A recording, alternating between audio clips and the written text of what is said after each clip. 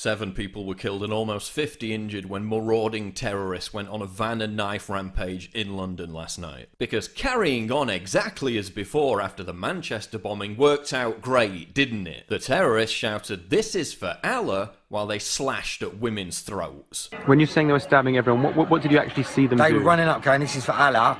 When they first see him, they went, "This is for Allah," and they run up, they stabbed this girl, I don't know how many times, 10 times, maybe 15 times. And she was going, help me, and I could not do nothing. The BBC has footage of the terrorists saying this, but is still refusing to broadcast it. The attack was celebrated again by Muslim viewers of Al Jazeera. 41 attacks and 451 dead so far during Ramadan. One of the victims says he was approached by a man who said, "This is for Islam," before sticking a knife in him. But of course all this has nothing to do with Islam. The accomplices were arrested in Barking, where we paid for police to protect Islamist hate speech back in 2010. Once again, the community failed to alert authorities to terrorists in their midst, proving this is a far bigger problem than just radical Islam. But Sadiq Khan said terrorism is just part and parcel of living in a big city. Except if you live in Tokyo, Budapest, Prague, Warsaw, etc, etc, etc. Or any other big city without a huge Muslim population. Higher Muslim population,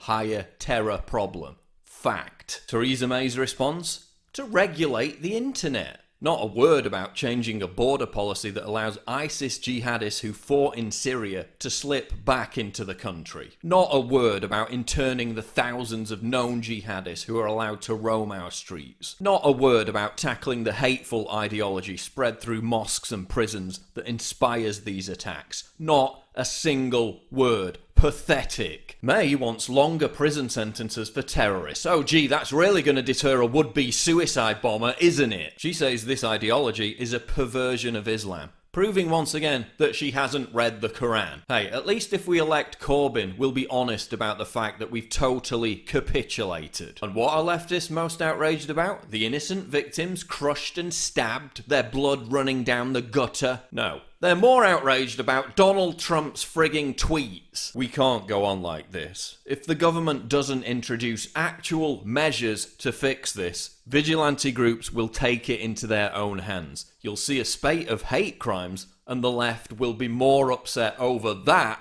than the actual terrorist attacks. We need a total ban on people coming into the country from terror-linked countries, except if they're politicians, journalists or doctors. If you're coming from Libya, Syria or any of these countries without good reason, no, you're not getting in. We need to seriously look at capping Muslim immigration into the UK. We need a massive surveillance program targeting mosques and the immediate arrest of anyone preaching jihadism. We need known Islamists in prison to be put in solitary confinement for the duration of their sentence so they can't radicalize others. We need the thousands of known jihadists in the UK locked up for life or permanently deported. Those are actual solutions. Lighting a candle, tweeting hashtags and lecturing me about Islamophobia isn't a fucking solution.